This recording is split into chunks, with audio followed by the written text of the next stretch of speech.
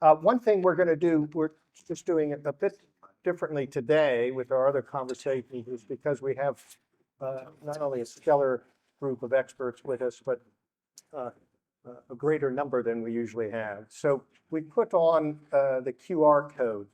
Uh, Undoubtedly, you have already seen in our programs the bios of each of our guests here, but you can just download that and look in more in-depth way, because I felt if we had to introduce each and every one of them, we would be here for probably 45 minutes. And that's how significant this group is, international experts. And this is really going to be yet again a wonderful opportunity to talk about critical issues that we have dealt with and many of you are dealing with.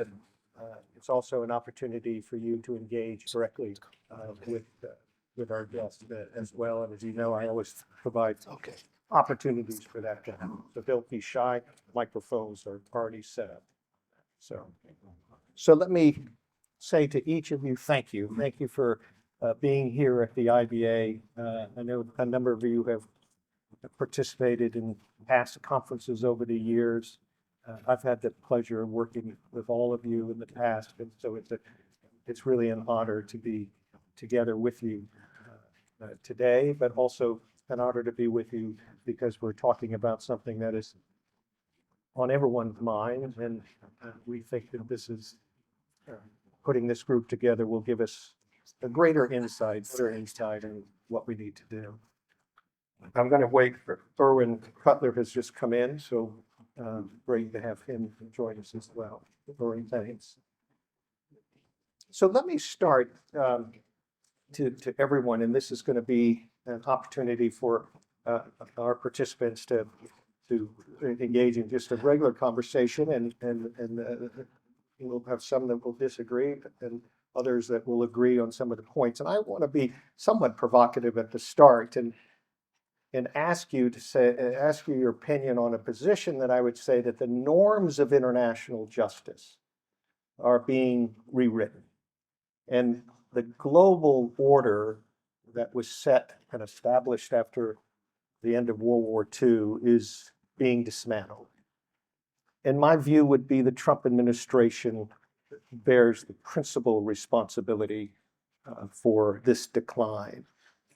Is that too much of an alarmist view? Is that being too critical about Trump's position in what I perceive is to be this decline, this attack on the global order, or is it accurate on that? Who wants to tackle? Beth? Well, I'll talk about it from one perspective, which is that of promoting human rights and international justice as part of U.S. foreign policy. That portfolio has always enjoyed really strong bipartisan support. And yet we've seen the Trump administration essentially dismantle all of the functional offices within the U.S. State Department and then eliminate USAID and the foreign assistance that it used to provide in support of the rule of law entirely. And so the mechanisms by which U.S. foreign policy used to promote those issues are just simply gone. And so the United States can no longer be a part of those efforts. Even if Congress were to appropriate funds, there's nobody in the building to actually disseminate those funds and to engage in oversight. And so there's a very clear lack of attention and priority of those issues within the mechanism of U.S. foreign policy.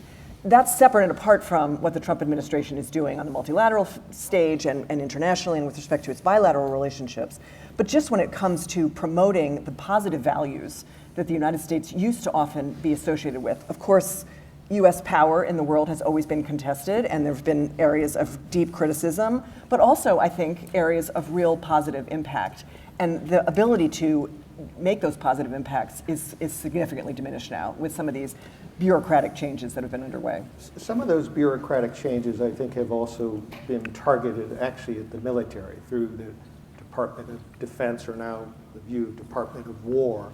Do we see the same kind of the same policy of diminishing the role of civil servants or the experts particularly within the military?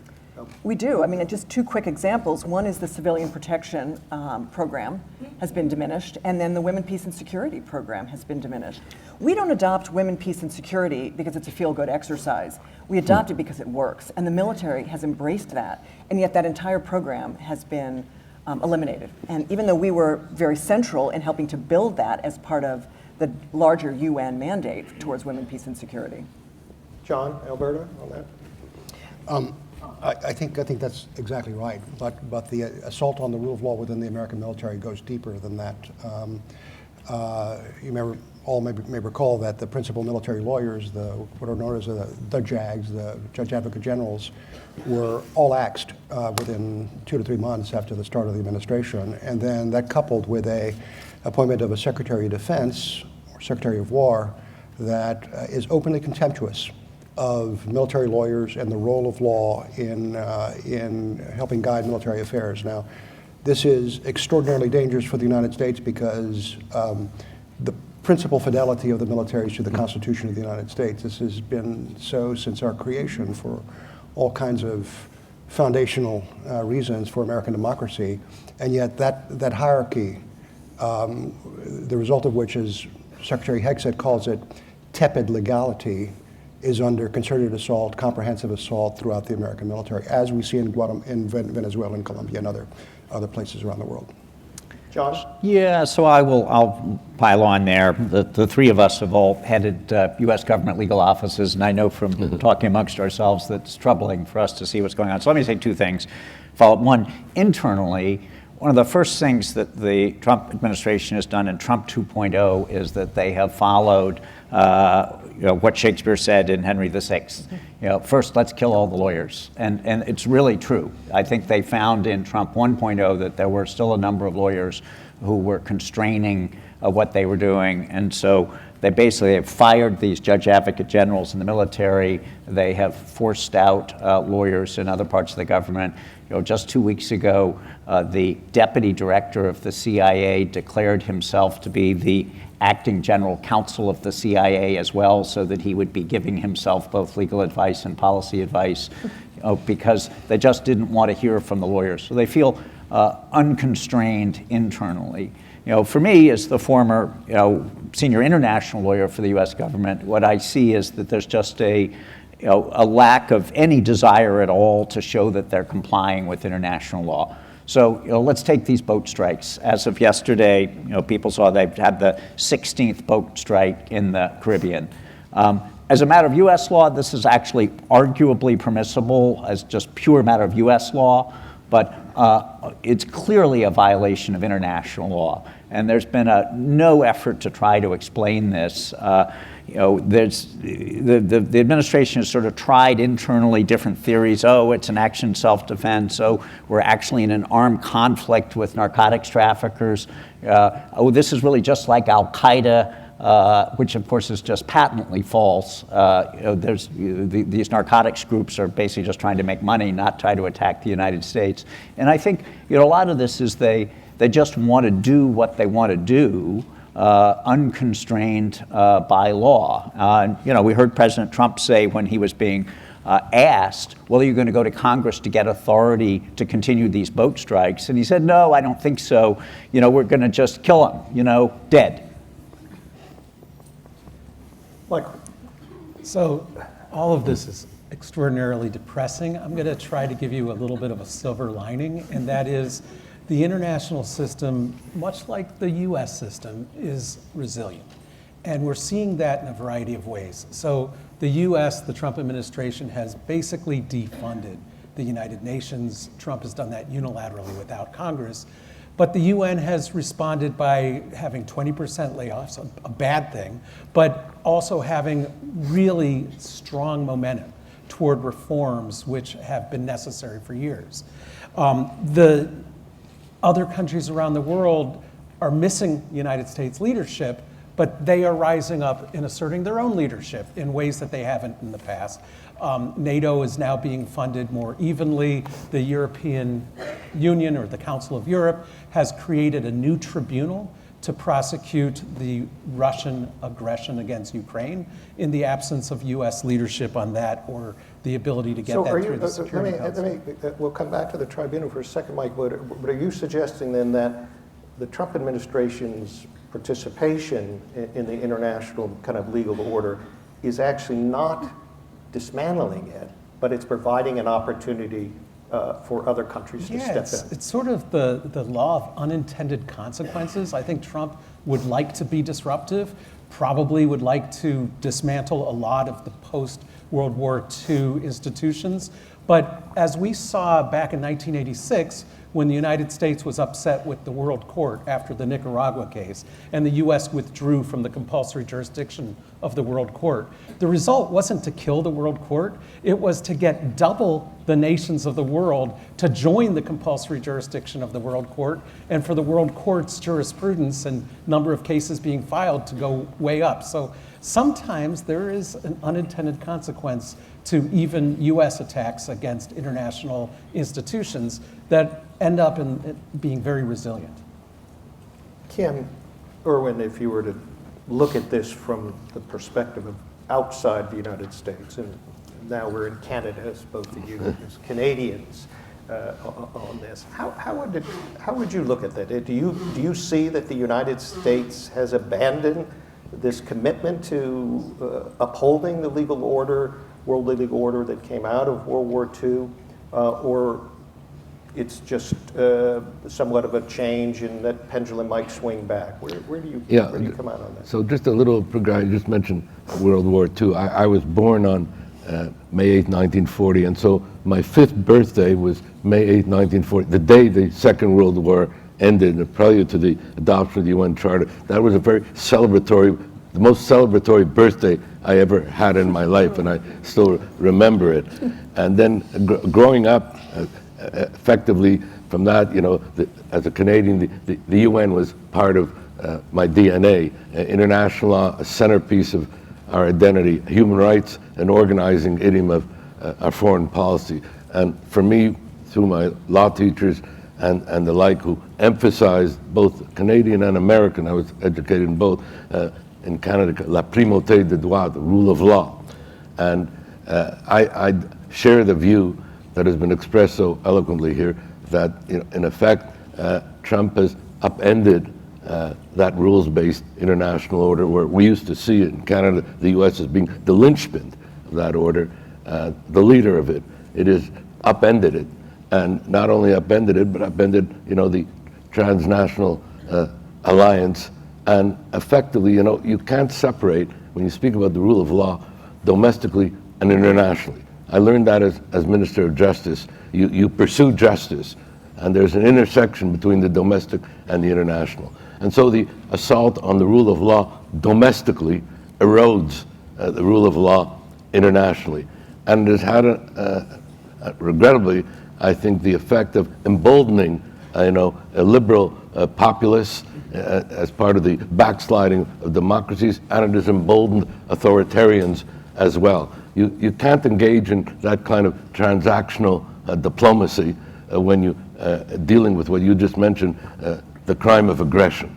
And with regard to what happened with Ukraine, we know with Trump and Zelensky and the like, and Putin, this was a real upending of the whole international rules-based order in one case study here, because the crime of aggression was passed off as a matter of transactional diplomacy. So I'm going to come back to that too, because you're right, or that's such a critical example of abandoning kind of legal order, particularly from the United States, who in itself abandoned any support for this special tribunal. But Kim, you kind of looking at what Ern said about the influence too. We know this year that it was quite remarkable that the polls have found here in Canada, in looking at the positive influence of the United States, has come down to only 19%. Your Prime Minister, Mark Carney, said, quote, "Our old relationship with the United States, a relationship based on steadily increasing integration, is over." So it tends to suggest that Canada has, based on what Michael was saying too, has said, we're moving on our own. This is just not gonna, this is no longer, the United States is no longer playing that role within the global legal order. Well, I think, there's no question that I think all the Canadians who may be present would share my view that what's happened with the United States has been shocking for us. This is our close neighbor, and it has been very painful, I think, for all Canadians, because we had such faith and trust that we share so much in terms of the values, and that's being questioned. But I think I love the reaction of Canadians to this situation, and I'm very proud of the country because we've reacted by saying, okay, this is a bit shocking, we're having a terrible period with our neighbors and friends, but what it's telling us is, well, we have to point out how we are Canadians, and we have to show that we still believe in these values. And Canada has been playing its part then to try and respond in these areas. And I think we have also found nationalism in a good way, in the sense of when I come home from The Hague and I see a Canadian flags, and I saw the whole situation with the Jays the other night, it has that positive effect. But I also wanted to just also say, I have the opposite view about the effect of the situation in the US on the international legal order. I actually think this is showing, the reaction of the international legal order is showing that it's actually quite resilient. And it is actually much what Michael was saying, that what we built after World War II is actually working. Our sister court down the road in The Hague is the busiest it has ever been, and not just in the fields. Obviously, there have been cases with getting a lot of attention. They had a labor case the other day. They're doing boundary disputes, and they are intervening directly into some of these major questions, aggression and genocide and otherwise. The architecture, yes, it's under attack, but it's working. And so, from my perspective, living in the city of international peace and justice, I think there's reason to be optimistic, and we have to focus on the resilience and not just on the negative effects of what's happening. Michael? And let me respond to something that Erwin said, which I hear a lot of, and that is that this is such a break with past U.S. administration's approach to international relations that the U.S. will never be trusted in the future. It'll just take decades to regain the U.S. trust. And I worry about that, but it's not really a unique situation. Take, for example, Kim's court, the ICC. The Clinton administration signed the Rome Statute. The Bush administration came in and, quote, unsigned it. The Obama administration came back and referred cases through the Security Council to the ICC, was extremely supportive. In Trump 1, there were sanctions imposed on the ICC. The Obama administration, or the Biden administration came back and supported the ICC, especially the charges against Putin. And then in Trump 2, the president has dismantled the office that Beth used to run and has put sanctions back on the ICC. Wild gyrations in US foreign policy towards this one institution. And yet, I think in the future, countries around the world will trust the United States. The United States will be able to get back on the right path, but it is just part of the US process. Every 4 to 8 years, there's, as Jefferson said, a revolution by democratic means in the United States. But one of the reasons I think is it true that the United States, its influence, the ability to create alliances with countries that are promoting democracy, promoting the rule of law, it's this soft power. It's been a critical point of the United States. That is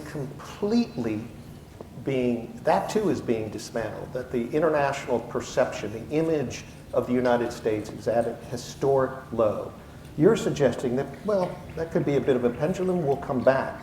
Are we to a point where actually this is causing a completely restructuring of the international community, where the United States, particularly its role in using soft power, disappears forever? I'll take your bait. I mean, I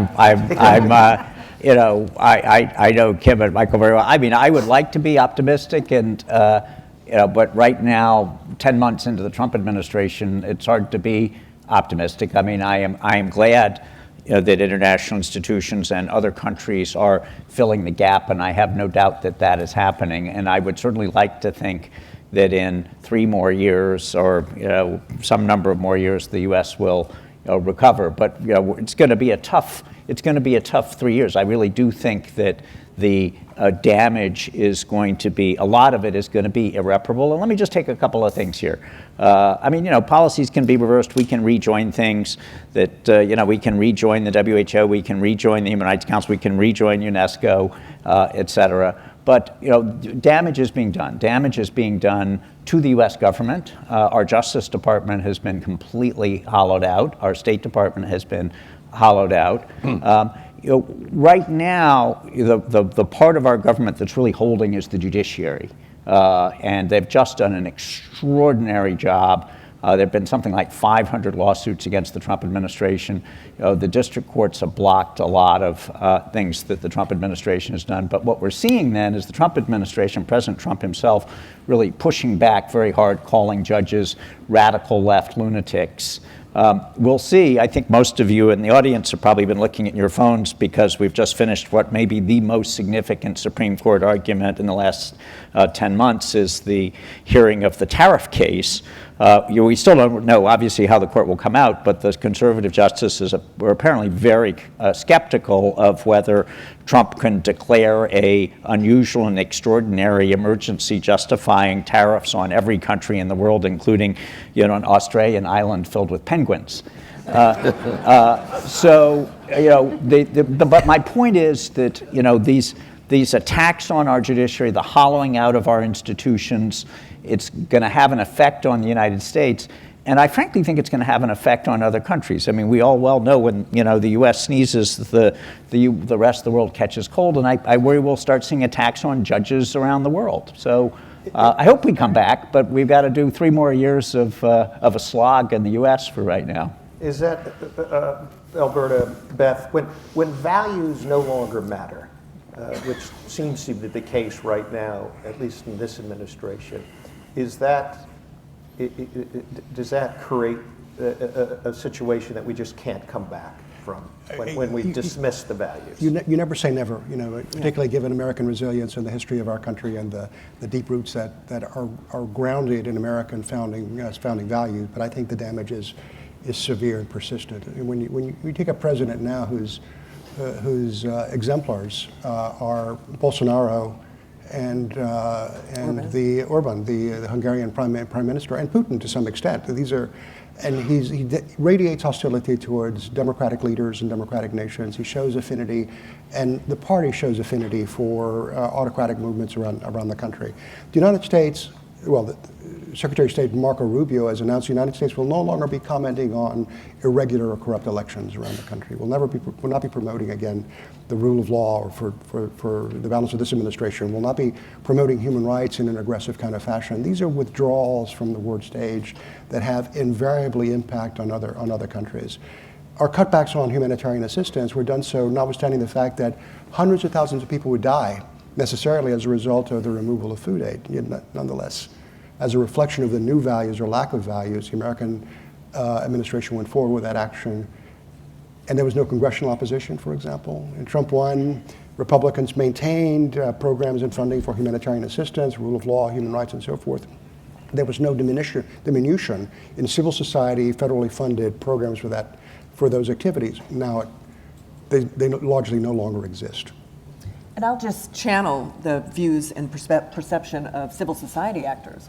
Ordinarily, we use our foreign assistance through civil society implementing partners. And the way in which the DOGE process and then the essentially wiping off the face of the earth of USAID was handled was so destructive to their ability to function. I mean, stop work order immediately in January, no sense of when that would be turning back on. Civil society organizations had to fire people, they had to break leases, they were acquiring equipment in order to implement programs that we had supported. Suddenly they couldn't afford those. And then some of them get turned back on, and no one knows why certain programs are turned back on and why certain programs were not turned back on.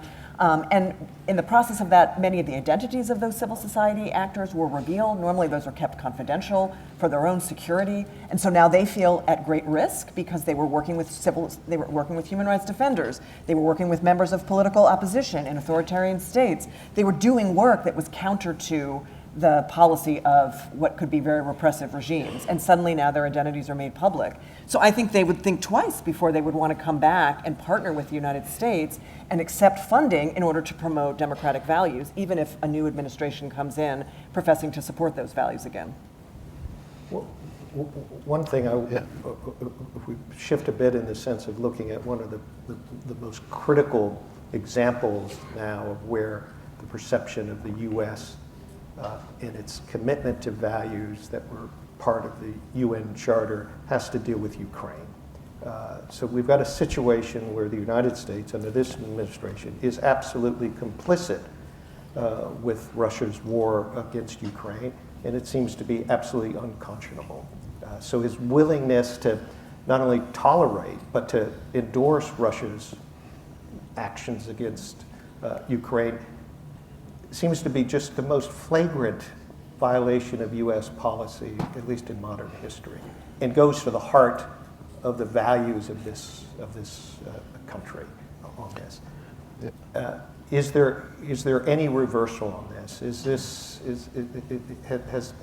this now so embedded that the United States will never be able to come back from the decision to abandon these principles that are embodied in the UN Charter created 80 years ago, and that the United States played such a critical role in creating? There's been an interesting dialectic here, and I think the Ukraine is a case study. Trump there clearly upended the whole transnational alliance and transactional diplomacy, paying no attention to norms of international law. But if you noticed, after what happened with the Trump Putin meeting, right after that, the European countries mobilized, Canada mobilized, and so there has been a dialectic and a salutary effect, even with regard to Canada.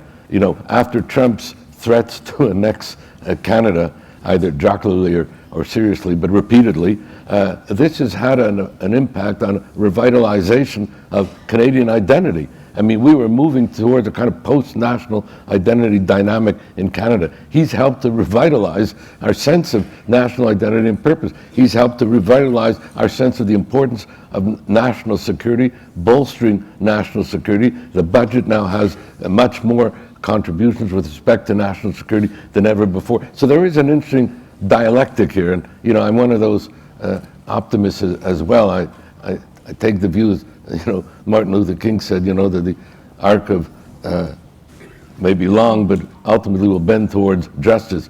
Trump is bending it the other way, but more are pulling together now to pull it towards justice. So I think the dialectic and the dynamic is cutting both ways. Alberta? I think that's right as well. And I think Europe and the democratic nations are banding together more effectively than before out of necessity because they need to. But let's remember also that this administration took office and had a roadmap, Project 2025, and the purpose of the authors of that project was to strangle the administrative state, to raze it to the ground and then pave it over with a parking lot. This is they're consciously attacking these institutions in a way that's going to make revitalization of them very difficult to do in the future. So that impact will endure past the 3 years of Trump's remaining term. Could I just go back on Ukraine? I guess on this, I'm not maybe quite as negative in that I still hold out hope that Trump, as we all know, has been just all over the map. He's been all over the map on Ukraine as the U.S. has been on the International Criminal Court, Michael. He said he was going to solve Ukraine on day one, and then he was mad at Putin, and then he was inviting Putin to Alaska, and then he was going to invite him again, and then he undid that. So he's been all over the map. I do think that traditionalist, internationalist Republicans in Congress are pushing him hard on Ukraine. The Senate just passed last week a new bill to nudge him along to take Russia's sovereign assets, because Europe, which had been lagging behind during the Biden administration and then has moved past the U.S. In terms of proposing to use the sovereign assets to make loans to Ukraine. Now I think our Senate, at least, and the House has just passed a similar bill, is saying, we need to do this as well. So I think Trump is feeling some pressure, not public, because American Republican politicians have learned they can't challenge Trump publicly, but I think they're pushing him hard. So I guess I would still like to see that Trump sooner or later will get Putin's number. Realize that Putin is not the nice guy that Trump seems to think he is, and will tire of this and will be more supportive of Ukraine. So, maybe that's a pipe dream, but I'm hoping that we are gonna see that change. Beth, and If then I could Michael, just and then echo some of the positivism that Michael and others have said about Ukraine. I mean, leading the global justice portfolio under the Biden-Harris administration, it was quite stunning to see what can be accomplished when there's a full-throated support of justice. We were able to help build a cross-regional coalition of states that spoke at the General Assembly, condemning the aggression by Russia against Ukraine, build an international center for the prosecution of aggression, and second a very senior DOJ lawyer with funding from my office to start building dossiers. We were a part of the effort to build a special tribunal for the prosecution of aggression in The Hague. All of those efforts are continuing even now that we have withdrawn. And so they do take on a momentum and a life of their own. And it will now be incumbent upon the rest of the international community to find ways to fill the void so that it's not China or Russia filling that void, because the world abhors a vacuum, right? So if a vacuum is created, someone will fill that step. And so I'm very hopeful that the Europeans and the justice-loving states of the entire globe will step in and find ways to support those efforts, not only because it's Ukraine, but because it is endemic and systemic of the values of the UN Charter. And so if Russia can do what it did in Ukraine, then any state can do that with respect to their own neighbors. And so we all should be supporting that effort with respect to potential scofflaws in different regions around the world. Michael and Kim. So I do want to mention that a lot of people are afraid that the checks and balances in the United States have evaporated. And I want to mention that a lot of organizations, both in the United States and abroad, like the International Bar Association, the Canadian branch of the International Law Association, the American Society of International Law, and I'm the president of the American branch of the International Law Association. These organizations have stood up and done presidential or executive director statements expressing concerns about the Trump administration's erosion of the rule of law, both domestically and internationally. And we still live in a time when organizations feel that they can do that. And that's a good sign. So we have not slid into, by analogy, the horrors of Nazi Germany. But it requires that we continue I'm to. gonna say, go ahead. The Trump administration certainly made it clear to major U.S. law firms that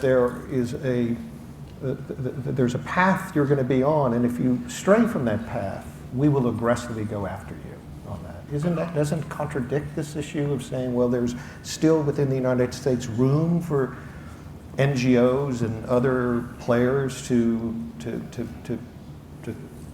push back on the Trump administration? There is a published list available online of the law firms that have given in, the law firms that have stayed silent, and the law firms that have pushed back.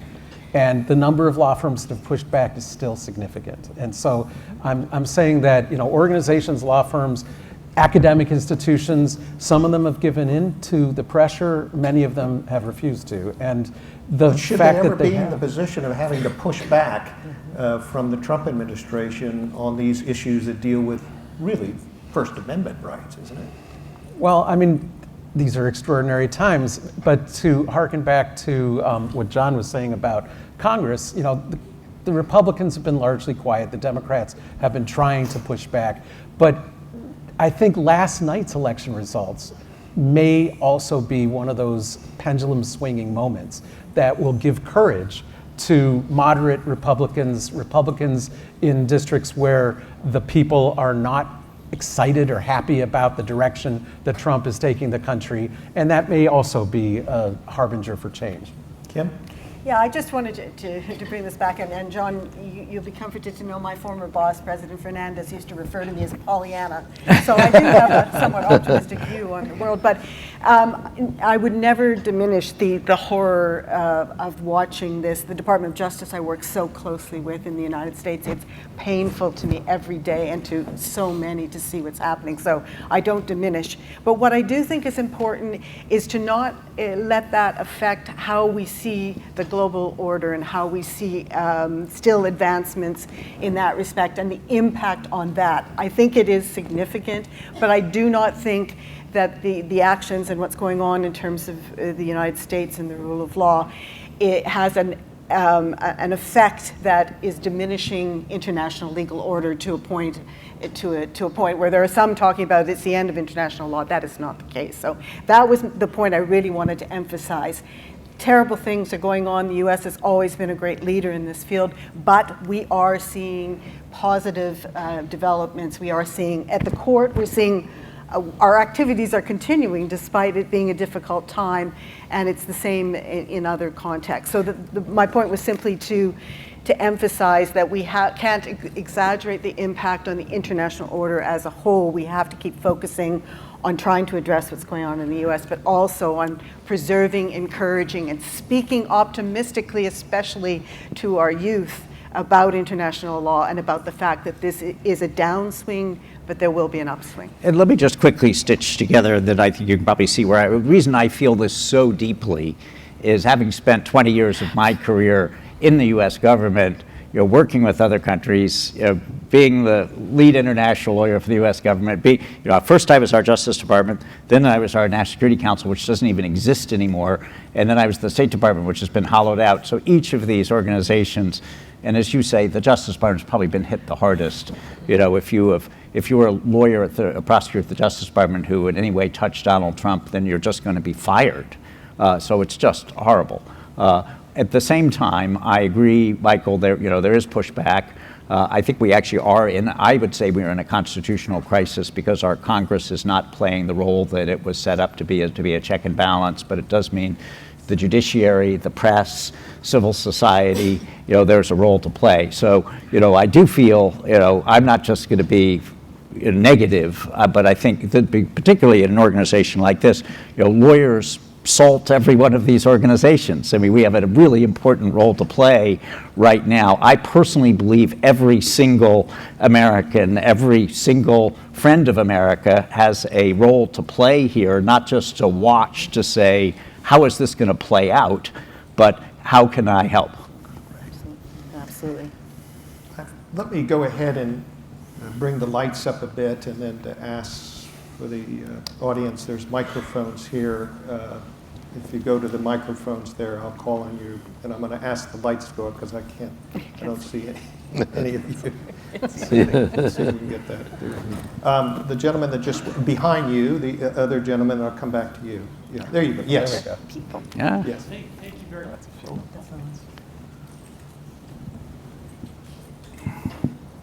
Thank you very much for your Oh, somebody's coming behind you here. And what I'm going to ask, I do this each time from these conversations, just introduce yourself and ask the questions. No statement. We got a lot of people. So we're Go ahead. No.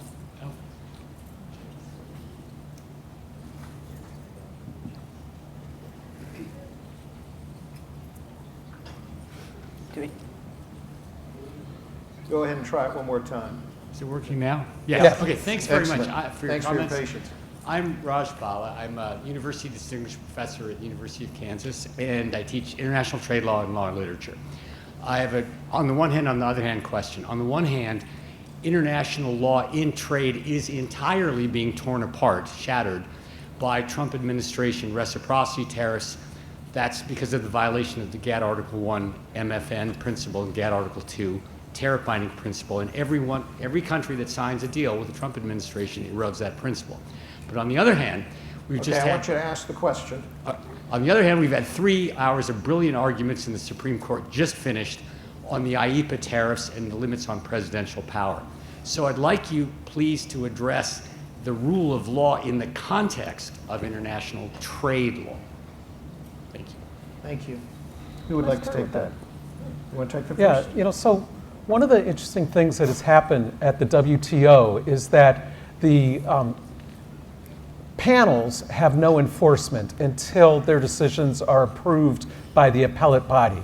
The appellate body has not had a quorum of judges, not just during the Trump administration, but also during the Biden administration, because the US has not been supporting their election.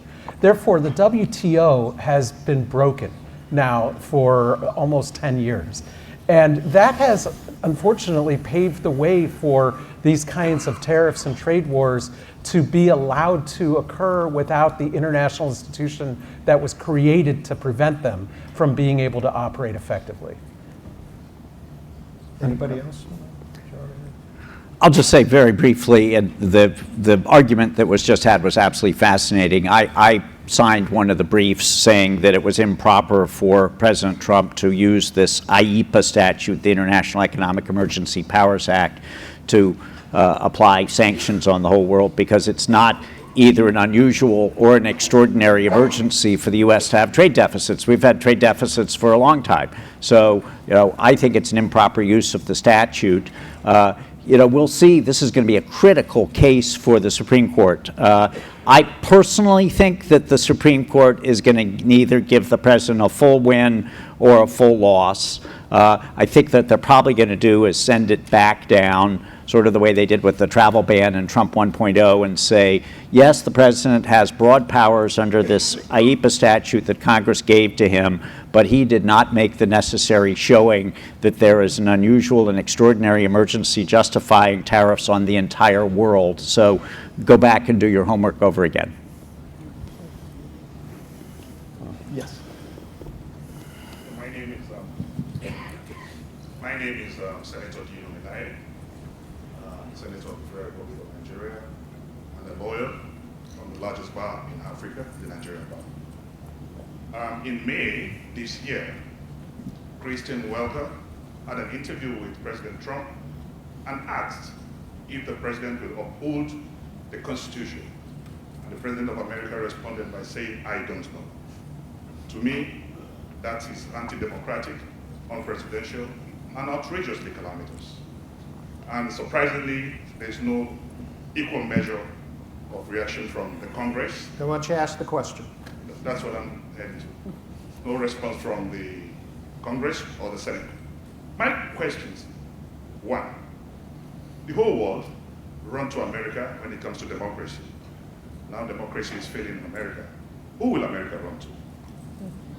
Thank you. Second question, and the last, is we are in precarious times.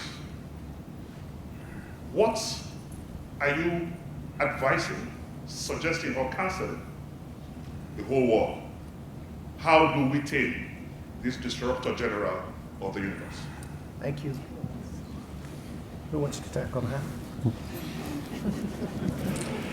When I was in the State Department as a junior diplomat, I would frequently get strangers come up to me at a party or on the street once they got to know who I was and say, well, look, what does the United States have planned for my country? Actually, in this case, it was Portugal. I was right after the Portuguese Revolution. And I look at them in disbelief because when I got there, we didn't know who was running Portugal. This was right after the revolution. But the truth is that the persons who would ask this question weren't aware that every country has responsibility for their own situation. The answer to your question is Americans have to take responsibility for our own condition, and we're responsible for the condition of our country. But that same is true in every other country in the world. Citizens have to take responsibility. They can't blame others for their own situation because it's usually the local conditions that dictate the outcomes for that kind of country. More generally, there has to be a return to the values that Mark was talking about earlier. The United States was founded on the proposition that human dignity is paramount. And everything we did in order to structure our government and structure our law was designed to protect and enhance human dignity. Human dignity protected by the rule of law. We've gotten away from both of these central principles and need to return to them here, but that's also true in other countries as well. My name is Martin Valasek. I'm a Canadian graduate of McGill. Nice to see Professor Kotler here. My question is about deep sea mining, another area, a critical area for international law. The United States hasn't ratified the law of the sea, but I guess considers it a reflection of customary international law. We know that there's a mining code being put in place by the International Seabed Authority, but President Trump has just said that, the U.S. is just going to go it alone and do what it wants in the high seas, which is the common heritage of mankind. Any comment on that? It's a little bit under the radar. We seem to have a race to the bottom, if you will, and it could be critically important in the coming decades. So I just invite comment on that case study of respect or non-respect for the rule of law. I'll take a quick stab at that because I worked very hard to try to get the Senate to approve the law of the Sea Convention, one of my failures. But I'd be surprised. What's going on here, as you all may have seen, a Canadian company, the Metals Company, has applied for a U.S. license under a U.S. statute to be licensed to mine on the deep seabed. Trump has issued an executive order saying that he's going to support mining on the deep seabed and ordered one of our agencies, the National Oceanographic Administration, to start issuing these licenses. I suspect they probably will issue a license to the Canadian company, but I suspect that this is really an effort to put pressure on the International Seabed Authority, which has been delaying, as many people here, and you obviously know, in issuing licenses, that this is a way to put pressure on them to issue licenses. I'd be shocked, and come back to me in a year, if the U.S. issues a license to the Canadian company and then they begin mining only on the basis of the U.S. license, because I don't think they will get the financial support from banks. There's huge legal exposure here to go alone on a U.S. license, contrary to the international regime. So I think this is in some ways a sort of a clever strategic move by the Canadian company to go to the U.S. to get the license. Obviously, the U.S. is not supporting the international regime, but as far as what actually happens, let's see. I'll be interested to see if the Canadian company goes out and begins mining based only on a U.S. license. Thank you very much. Yes. My name is Ola. I'm a lawyer from Nigeria, and I'm also a lawyer in Canada here. President Trump recently issued an order for the military to prepare for a possible action against Boko Haram in Nigeria, alleging that the Nigerian government has failed to protect Christians in Nigeria. And I just wanted to know, at what point does such external intervention from Trump crosses the line between legitimate human rights diplomacy and the violation of sovereignty of Nigeria as a state under international law? Thank you for that question.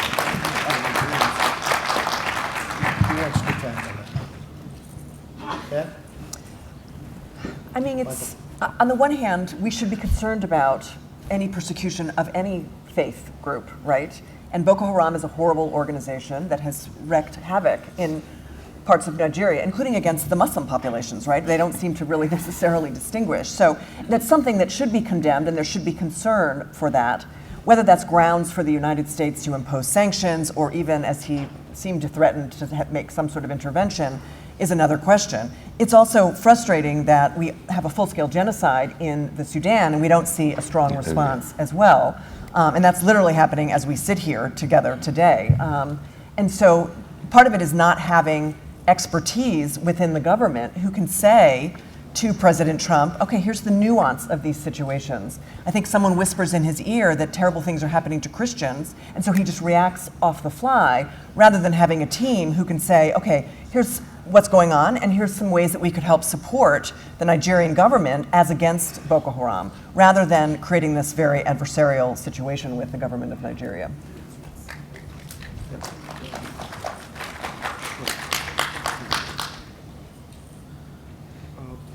Yes, go ahead. All right, thank you.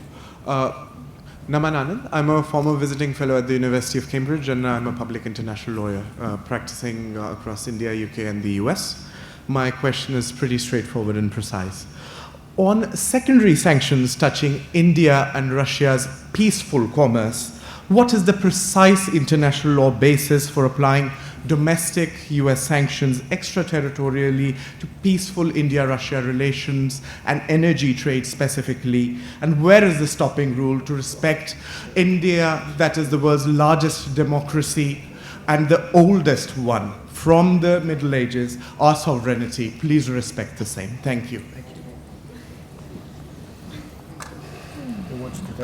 Michael, you want to take Sure. that one? All right, so this reminds me of the Reagan sanctions that were imposed on European companies when Russia was trying to put an oil pipeline connecting Russia to Europe. And because of a huge amount of pressure from the Europeans, Ronald Reagan switched directions and lifted the sanctions. These sanctions would be justified under the so-called protective principle, the theory being that Russia has invaded Ukraine, Russia is a menace to NATO countries, the United States has to do something, therefore the something is to impose not just sanctions on Russia, but also on India, who is circumventing the sanctions by buying up the cheap oil from Russia and keeping Russia in business. That would be the legal theory, but I think that it would run into the same obstacle that the Reagan sanctions ran into, which is the world just doesn't like secondary sanctions. And they've never been approved by the UN Security Council, and they've never been upheld long term. So. Yes. Thank you very much. My name is Simon Lalong. One-time governor in Plateau State, 2 times governor of Plateau State in Nigeria, and currently a senator of Federal Republic of Nigeria. I'm also following on the last 2 questions about the interference and sovereignty of a nation. I was a governor when President Trump was in office first time. At the invitation of President Trump was about the security of the nation of Nigeria. When we came, the first thing he said is, we want to help you about your security. But then we're also interested in doing business in Nigeria. The first one. Okay, I want to ask you, I want to have you ask the question if you could. I'm going to ask the question. Do The it- question do it is, quickly. but I'll follow with what I'm saying. The question is, at what time, at what position is somebody playing a fatherly role or a brotherly role, and at the same time using ulterior motive in placing sanction on a country, because you have to separate that from the business rule. So at this time, the issue which we laid before President Trump was that of incapacity in the sense of technology. We wanted to count jets. All right, I'm gonna shut that and just have a general issue here about these sanctions as well, and you kind of referred to it as that. This has been a sensitive issue about, as Beth had alluded to as well, using sanctions, or even in this case, military intervention, based on a policy that is being set by one individual, the President of the United States. What flexibility does the President of the United States have to undertake those types of steps? Well, I think everyone will have a view on this. I'll just take a small stab and go back to actually, well, one, I see Nigeria is well represented today. Thank you. And to sort of go back, and I'll incorporate an answer to the previous question about the president not being sure whether he can comply with the Constitution of the United States. So one, the Constitution does give the president enormous powers under our Constitution. So he really does have very broad powers. There are statutes, though, that either can expand the president's power or they can limit the president's power. That's what this whole case that was just being argued at the Supreme Court was about. Was it actually giving the president more power, or did it limit what he can do? And so the courts will decide that issue here. I'll just end on this point, though, is I think President Trump, maybe because he has never served in government before and is a businessman, really doesn't fully understand that he is constrained by the Constitution, by law, and that there really, while he has broad powers, that there are very much limits on what he can do. And when the lawyers come to him and tell him there are limits on what you can do, both as a matter of domestic law and as a matter of international law, he doesn't like it. And he tries to blow through those. And I'll end with this point, which is really a response to the first question. I do think that it is very important for world leaders to tell the President of the United States, when they talk to him, that other countries do look to the United States to lead, but also to comply with law. I mean, the United States is a flawed country that makes mistakes, but the world does look to the United States to lead because of our economic and other power. And it's important for other countries to speak frankly to the President and say, we look to you for leadership, particularly on compliance with law. And is that with the President, this current administration, being more of a kind of a populist nationalist, and that's his approach to decision making. So he leans into authoritarianism. He leans into despots. Does he even care that other democratic countries are questioning the position that the United States has? Has he set his goal of saying, this is my DNA, this is what I'm comfortable with, much more comfortable with an authoritarian approach, and that's what I'm following. Therefore, I'll deal with these individuals, these countries, the way I see fit. Democratic issues don't matter. Let me say something about that. I think that the group of people that President Trump does listen to are corporate heads, the richest people on the planet. And corporations really need a stable environment so that they can invest abroad and get money back. The tariffs are disrupting that. The fact that the Foreign Corrupt Practices Act has been suspended is disrupting it. And I believe that if any of you are general counsel or lawyers for a company and you can get the word to your corporate heads to get the message to the White House that it is important for the United States to uphold the rule of law so that the corporations of America can succeed, that would make a difference, maybe even more than having our friends and allies have whisper into President Trump's ears that the rule of law is important. Alberto?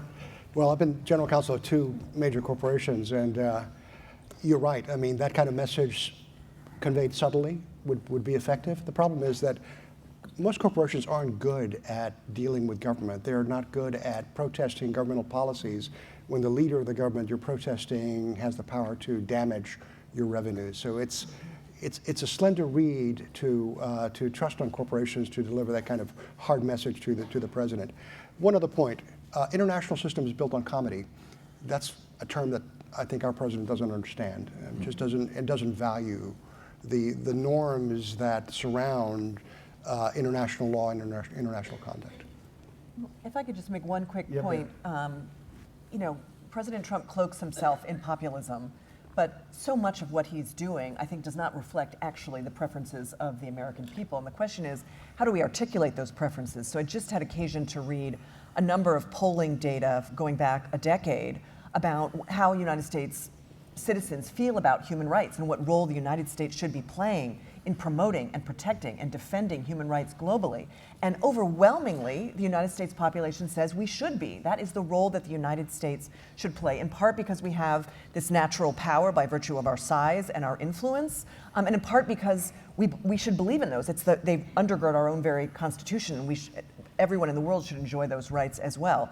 And so this gets to your point about we need to vote on those measures. We need to speak about those measures. We can't assume that those values will be reflected in national policy unless we demand it of our elected officials. And so it's ultimately incumbent upon us. I do agree that all these other stakeholders should be whispering to whoever they have, whatever avenues of communication that they have, but ultimately it does fall back on the American people, and I hope that yesterday's vote is somewhat reflective of that.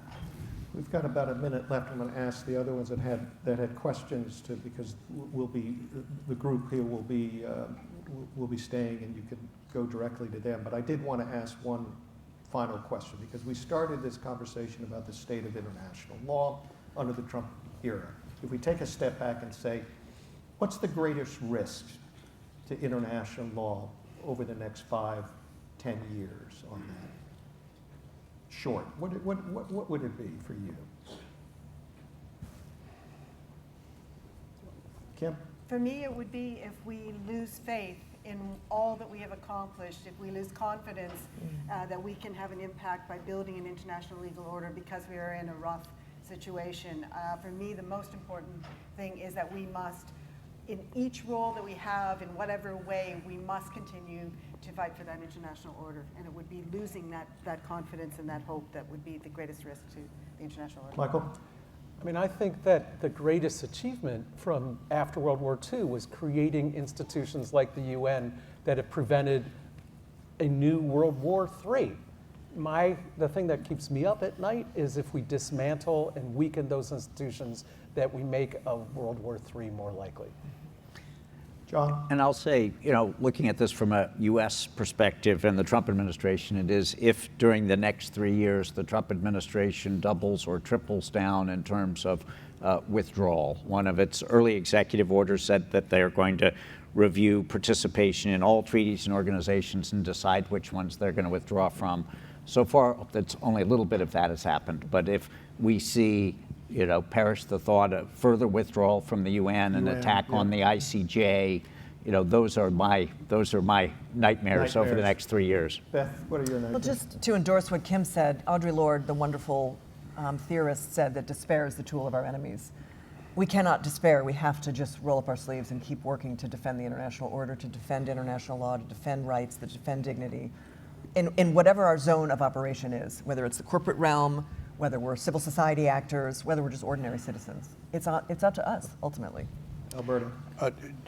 2 points. First of all, we have to be optimistic, but I think the two risks. The first risk is further erratic action by the United States government that could further destabilize the international order. The second, in my way of thinking, would be deterioration in the defense of Ukraine. I think the need to defend Ukraine and ensure it remains independent and secure is so important to everything we stand for that a collapse of Ukrainian defenses would have a catastrophic effect on Europe and the rest of the democratic world. Erwin? Yeah, my greatest concern in one word has been the assault on the rule of law domestically, which becomes the assault internationally.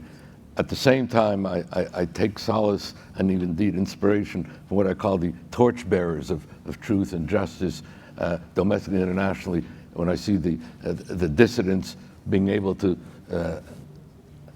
assert their courage, etc., around the world, of political prisoners. I mean, this is something that we should take solace from. Last night, I went to a meeting on what was called Justice Under Fire with regard to what you just mentioned in terms of what's happening, crime of aggression in Ukraine. And to see the resilience of the Ukrainian Bar Association, Ukrainian lawyers, in the face of these mass atrocities, not just the crime of aggression, but we forget that it has been attended by war crimes, crimes against humanity, even mass atrocities constitutive genocide, and see the resilience of the Ukrainian people in all its configurations. I think that's the kind of thing that should serve as a model for us and give us inspiration and hope for our own national resilience.